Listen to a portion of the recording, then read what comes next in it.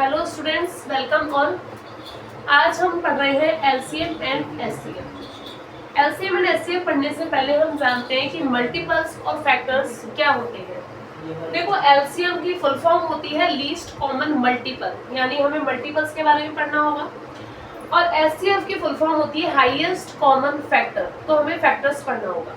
Multiples और factors क्या होते हैं? जैसा कि नाम से पता चल रहा है, मल्टीपल्स यानी हमें मल्टीप्लाई करना है, गुणज अपवर्त्य। मल्टीपल्स गुणज अपवर्त्य तीनों एक ही चीज है, और फैक्टर्स को गुणनखंड और अपवर्तक दोनों बोला जाता है। मल्टीपल्स के नाम से हमें समझ आ रहा है कि हमें मल्टीप्लाई करते जाना है। एग्जाम्पल, मैंने कहा कि 3 के मल्टीपल्स बताओ या फिर 3 के गुणज बताओ। 3 के मल्टीपल्स या 3 के गुणज या 3 के अपवर्त्य वो क्या होंगे? 3 की टेबल या 3 को किसी भी संख्या से गुणा करके हमें बताना है। जैसे 3, 6, 9, 12, 15, 18, 21, 24, 27, 30। इसके अलावा आगे भी है 33, 36 और भी इसी तरह से और भी मल्टीपल हो सकते हैं। 3 को किसी से भी मल्टीप्लाई कर दो, 18 से कर दो, 3 को 100 से कर दो। किसी भी संख्या से मल्टीप्लाई करके किसी भी संख्या को गुणा करेंगे तो हमारे पास में क्या आएगा? मल्टीपल्स गुणज। ठीक है, इसका मतलब क्या हुआ? क्योंकि हम कितनी भी संख्याओं से गुणा कर सकते हैं, तो हमारे पास मल्टीपल्स कितने होंगे? अनगिनत। हमारे पास में किसी भी संख्या के गुणज कितने होते हैं? अनगिनत होते हैं, खूब सारे निकलते हैं, इसकी कोई संख्या फिक्स नहीं होती है। वहीं पर हम बात करते हैं फैक्टर्स की, गुणनखंड अपवर्तक। फैक्टर्स किसे कहते हैं? संख्या ली मैंने 12, हमें बताने हैं 12 के गुणनखंड 12 के फैक्टर्स क्या होंगे। इसमें वो संख्याएं होती हैं जो 12 को पूरा डिवाइड करेंगी। पूरा डिवाइड करने का मतलब है कि शेषफल नहीं बचना चाहिए। 2 से डिवाइड होता है 12 पूरा, 3 से, 4 से, 6 से, 12 से, 1 से। ये वो संख्याएं हैं जिनसे 12 पूरा डिवाइड होता है, शेषफल नहीं बचता। इसके अलावा अगर हम कोई संख्या लेंगे तो उससे 12 का पूरा भाग नहीं जाएगा।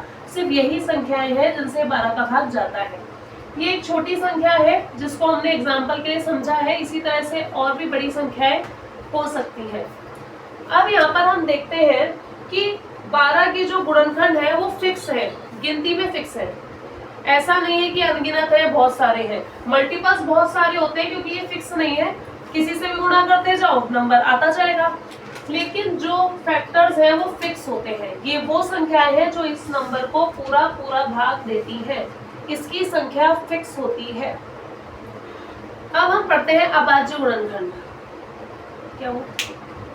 अब हम पढ़ते हैं अभाज्य गुणनखंड के कैनोनिकल रूप, और उसके बाद में हम देखेंगे कि किस तरह के क्वेश्चंस आते हैं। हम यहाँ पर ये भी पढ़ेंगे कि पिछले एग्जाम्स में आरपीएससी ने या आरएसएम एसएसबी ने किस तरीके के क्वेश्चंस एग्जाम में दिए हैं, और उसी के क्वेश्चंस की हम प्रैक्टिस भी करेंगे।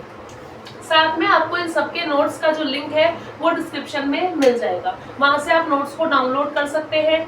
प्रैक्टिस के क्वेश्चंस आपको मिल जाएंगे, वहां से आप क्वेश्चंस ले सकते हैं। चलिए आगे पढ़ते हैं कि अभाज्य गुणनखंड क्या होता है। अभाज्य गुणनखंड का कैनोनिकल रूप हम पढ़ रहे हैं। अभाज्य गुणनखंड, अभाज्य गुणनखंड का कैनोनिकल फॉर्म। अभाज्य संख्याएं क्या होती हैं ये आपको पता होंगी। अभाज्य संख्याएं वे संख्याएं होती हैं जो केवल खुद से ही विभाजित होती हैं और एक से विभाजित होती है। अभाज्य संख्याएं, उसके 2 ही फैक्टर होते हैं, 2 ही गुणनखंड होते हैं, एक और वो संख्या खुद। मतलब वो संख्याएं जो केवल खुद के पहाड़े में आती हैं और एक के पहाड़े में आती हैं, वे संख्याएं अभाज्य संख्याएं होती हैं। देखिए, अभाज्य गुणनखंड का कैनोनिकल रूप होता है ये वाला, जो आप लोग करना अच्छे से जानते हैं। जैसे मैंने एक संख्या ली 36 और इसका मुझे अभाज्य गुणनखंड करना है। जैसा कि नाम में आ रहा है अभाज्य गुणनखंड, तो मुझे इसके गुणनखंड कौन से चाहिए? वो सिर्फ अभाज्य संख्या वाले। 36 के ऐसे गुणनखंड जिसमें केवल अभाज्य संख्याएं हो। देखिए, 2 से ये आपको निकालना आता होगा, और यदि आपको ये चीज नहीं आती है तो हमारी प्लेलिस्ट में आपको अभाज्य गुणनखंड का एक अलग से वीडियो मिल जाएगा, वहां पे जाकर के उसको सीख सकते हैं। यहाँ हमने 36 के अभाज्य गुणनखंड निकाले, 2 गुणा 2 गुणा 3 गुणा 3, यानी 2 की पावर 2 और 3 की पावर 2। ये इसके अभाज्य गुणनखंड है। ये होती है कैनोनिकल फॉर्म, अभाज्य गुणन की कैनोनिकल फॉर्म। अगर हम इसके अभाज्य के अलावा के गुणनखंड देखना चाहें, देखिए हम शुरू करते हैं 1 से। 1 के पाड़े में 36 आ जाता है, 1 की टेबल में 36 आता है। 1 के बाद में हम चेक करते हैं 2, 18 बार में 36 आता है, डिवाइड करके देख सकते हैं, 36 में 2 का भाग जाएगा 18 बार में। फिर 3 की टेबल में भी 36 आता है 12 बार में। 4 9 36, 5 की टेबल में 36 नहीं आता है, अब हम 6 की बारी है कि 1 2 3 4। 5 की टेबल में 36 नहीं आता है, अब हम 6 की टेबल देख रहे हैं, 6 6 36। देखिए ये प्रोसेस है करने की। अगर हम नंबर वाइज चलते जाए, हमें स्टॉप कब होना है, जब हमें सेम रिपीटिंग नंबर मिल जाएगा, हम स्टॉप हो जाएंगे। देखो 1 2 3 4, 5 में 36 आता नहीं है, 6, लेकिन 6 हमें 2 बार मिल चुका है रिपीट। जहां हमारे पास रिपीट नंबर आ जाए, या तो सेम आ जाए, या फिर सपोज करो 3 इंटू 4 आ गया, 4 इंटू 3 आ गया, ये भी 12। अगर हम 12 के फैक्टर्स करेंगे तो हमारे पास में इस तरह से फैक्टर आएंगे, 1 की टेबल में, 2 की टेबल में, फिर 3 में, फिर 4 में। लेकिन देखो यहाँ फैक्टर रिपीट हो गए, 3 4। हमें ऑर्डर नहीं देखना है कि आगे पीछे है, लेकिन 3 और 4 दो फैक्टर है, यहाँ पे भी 3 और 4 दो फैक्टर है, तो हमें यहाँ स्टॉप हो जाना है। वैसे ही इस क्वेश्चन में हमारे पास में 6 2 बार आ गया, तो हम यहीं पर स्टॉप हो जाएंगे। तो अब हम देखते हैं इसके कितने फैक्टर्स हैं। 1 2 3 4 6 9 12 18 36। 1 2 3 4 6 रिपीट है, इसलिए एक बार लिखेंगे। 9 12 18 36। ये 36 के टोटल फैक्टर है, कुल फैक्टर है, कुल गुणनखंड है कि 36 को कौन कौन सा नंबर पूरी तरह से डिवाइड करता है। ये वो नंबर्स हैं। लेकिन यहाँ पर संख्याएं अभाज्य भी हैं और संयुक्त भी हैं, प्राइम भी है और कंपोजिट भी है।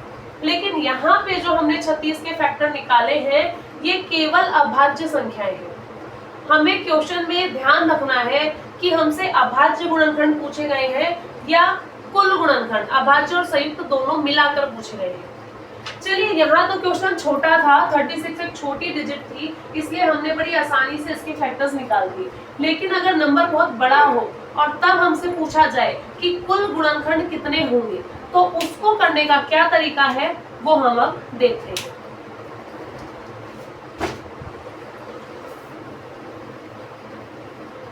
इसी क्वेश्चन का देखते हैं 36। इसका एक मेथड देखते हैं हम। देखो, किसी भी संख्या का जब हमसे ये पूछा जाए कि कुल गुणनखंड कितने होंगे, तो उसके लिए सबसे पहले हम उसके अभाज्य गुणनखंड निकालेंगे। जैसे कि हमने इस संख्या का अभाज्य गुणनखंड निकाले और उसकी पावर हमने लगा दी। अब हमें क्या करना होता है, उसकी पावर में +1 करना है। इसकी पावर क्या है 2, तो इसकी 2 + 1, और इसकी पावर भी क्या है 2, इसमें भी हम करेंगे 2 + 1, और बीच में हम लगाएंगे मल्टीप्लाई। दोबारा से बता रही हूँ, यदि किसी भी संख्या का हमें कुल गुणनखंड पता करने हैं, तो सबसे पहले हम उस संख्या के अभाज्य गुणनखंड निकालेंगे। अभाज्य गुणनखंड कैनोनिकल फॉर्म से इस तरह से निकालेंगे हम, और उसको पावर में लिख देंगे, घात लगाकर लिख देंगे। अब हमें बताने हैं कुल गुणनखंड, तो हम क्या करेंगे, जो घात है उसके अंदर +1 करेंगे, यहाँ पे जो पावर है उसमें +1 करेंगे, अगर आगे भी कोई पावर है तो उसमें भी +1 करेंगे, और फिर इन सबको आपस में मल्टीप्लाई करेंगे। 3 × 3, ये आया 9, यानी कुल गुणनखंड कितने होंगे 9 होंगे। देखो 1 2 3 4 5 6 7 8 9, कुल गुणनखंड कितने होंगे 9 होंगे। यहाँ ये छोटा नंबर था, इसलिए मैंने आपको क्रॉस चेक करके बता दिया कि कुल गुणनखंड, कुल के अंदर अभाज्य और संयुक्त दोनों प्रकार की संख्याएं आ जाती है। ध्यान रखिएगा, दो अलग अलग चीजें हैं, अभाज्य गुणनखंड और कुल गुणनखंड। अभाज्य गुणनखंड में केवल अभाज्य संख्याएं आती है, कुल गुणनखंड में अभाज्य और संयुक्त संख्याएं दोनों आती है। चलिए एक एग्जांपल और देखते हैं।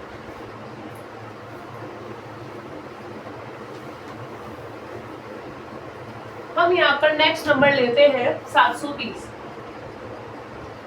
720 के हमें अभाज्य गुणनखंड और कुल गुणनखंड दोनों बताने हैं। तो पहले हम इसके अभाज्य गुणनखंड निकालते हैं।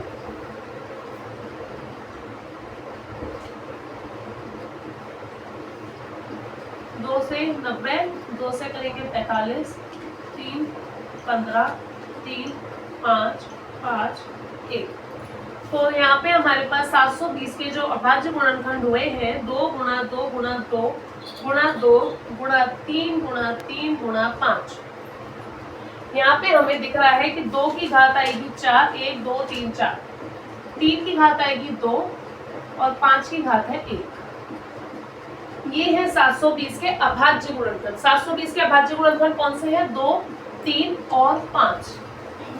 720 के अभाज्य गुणनखंड कौन से हैं? सिर्फ 3 है, 2 है, 3 है और 5 है। ये 3 ही नंबर अभाज्य है जो 720 को पूरी तरह से भाग देंगे, जिसमें कोई शेषफल नहीं बचेगा भाग देने पर। अब हम देखते हैं इसके कुल गुणनखंड कितने बनेंगे। तो देखिए कुल गुणनखंड के लिए अभी आपको बताया गया था, अभाज्य गुणनखंड की जो घात होती है उसमें +1 करना है। इसकी घात है 4 तो हम करेंगे 4 + 1। इसकी घात है 2 तो हम करेंगे 2 + 1। इसकी घात है 1 तो हम करेंगे 1 + 1 और इनको आपस में करेंगे मल्टीप्लाई। 5 3 2 5 दिया 15, 15 दूनी 30। तो 720 के कुल गुणनखंड बनेंगे 30। अभाज्य गुणनखंड बनेंगे 2 3 और 5 3। इसका मतलब क्या हुआ? देखो ये जो कुल आया है ना, इसके अंदर अभाज्य और संयुक्त दोनों है। अभाज्य गुणनखंड केवल कितने हैं हमारे पास में? 3। तो संयुक्त गुणनखंड कितने हो गए हमारे पास में? इस 30 के अंदर अभाज्य और संयुक्त दोनों है। अभाज्य 3 थे तो बचे कितने? 27। 27 गुणनखंड कितने हैं? संयुक्त वाले हैं। इसके अंदर 1 भी आ सकता है, 1 भी आएगा, इसलिए हम 26 लिखेंगे संयुक्त को। क्यों लिखेंगे? क्योंकि जो संख्या 1 होती है, 1, ये ना तो अभाज्य में काउंट होती है ना संयुक्त में काउंट होती है। ये ना तो अभाज्य होती है ना ही संयुक्त होती है। लेकिन जब हम गुणनखंड लिखते हैं तो एक भी एक गुणनखंड होता है जो आएगा। इसलिए 3 अभाज्य, संयुक्त 26 और इसके अलावा एक रह गया जो ना तो अभाज्य में काउंट होता है ना ही संयुक्त में काउंट होता है। चलिए ये तो हमने देख लिया अभाज्य गुणनखंडों की संख्या और कुल गुणनखंडों की संख्या। अब हम ये देखते हैं कि इसके जो गुणनखंड है जितने भी हैं, 30 गुणनखंड है तो 30 गुणनखंड, इन सबको जब प्लस करेंगे तो क्या आएगा? कोई छोटा नंबर हो, कम डिजिट हो, कम गुणनखंड आए तो उनको तो हम जोड़ सकते हैं, लेकिन 30 गुणनखंडों को हम जोड़ नहीं सकते। हम ना तो उसको निकालेंगे ना जोड़ेंगे। इसलिए इसके लिए भी हम एक ट्रिक काम में लेते हैं, एक फॉर्मूला काम में लेते हैं। आइए देखते हैं हम इसके अंदर क्या करेंगे। इसी क्वेश्चन को देखते हैं। 720 इसके हमारे पास में गुणनखंड आए थे, ये हमारे पास में इसका गुणनखंड आया। हमें क्या करना है? ध्यान से समझिएगा। हमें पहला ये नंबर उठाना है। कैसे करेंगे? 1 + 2 की पावर 1 + 2 की पावर 2 + 2 की पावर 3 + 2 की पावर 4। हमें करना है 2 की पावर 1 + 2 की पावर 2 + 2 की पावर 3 + 2 की पावर 4। नेक्स्ट नंबर ये वाला लेंगे, लगाएंगे मल्टीप्लाई। 1 + 3 की पावर 1 + 3 की पावर 2। स्टार्टिंग में 1 लगाना है और उसके बाद में इस संख्या की पावर बढ़ाते जाना है। कहां तक? जहां तक ये पूरा खुद ना आ जाए। 1 लगाना है प्लस इस संख्या की पावर बढ़ाते जाना है जब तक ये खुद ना मिल जाए। मल्टीप्लाई 1 + 5 की पावर 1। आगे ये है ही नहीं, 5 की पावर 1 तक है तो 5 की पावर 1 तक ही रखेंगे। बीच में इनको मल्टीप्लाई करना है। चलिए देखते हैं। 1 + 2 + 4 + 8 + 16 multiply 1 plus 3 plus 9 multiply 1 plus 5। आगे देखते हैं 4 2 6 7 15 29 31 मल्टीप्लाई 9 10 13 और मल्टीप्लाई 6। इनको आपस में मल्टीप्लाई करेंगे, इनको हम आपस में मल्टीप्लाई करेंगे। देखिए हमारे पास में क्या आंसर आता है।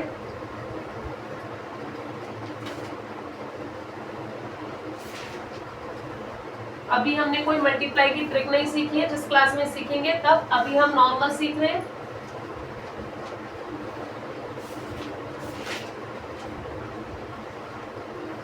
टू 4 1 8। इसका मतलब क्या है, हमने क्या निकाला है? हमने ये निकाला है कि जो भी 720 के 30 गुणनखंड हमारे पास में आ रहे थे, जो भी 720 के 30 अलग अलग गुणनखंड, 30 अलग अलग संख्याएं जो हमारे पास आई थी, जो 720 को पूरी तरह से विभाजित करेंगी, उन सारे 30 संख्याओं को जोड़कर, उन 30 संख्याओं का जोड़ हमारे पास में आएगा 2418। ठीक है, तो ये दो प्रकार के क्वेश्चन आज हमने देखे हैं कि किसी भी संख्या के अभाज्य गुणनखंड कितने निकलते हैं, कुल गुणनखंड कितने निकलते हैं और उन गुणनखंडों का योग क्या होता है। अगली क्लास में हम सीखेंगे कि एग्जाम में और किस तरह के क्वेश्चन एलसीएम और एचसीएफ से रिलेटेड आते हैं। Thank you.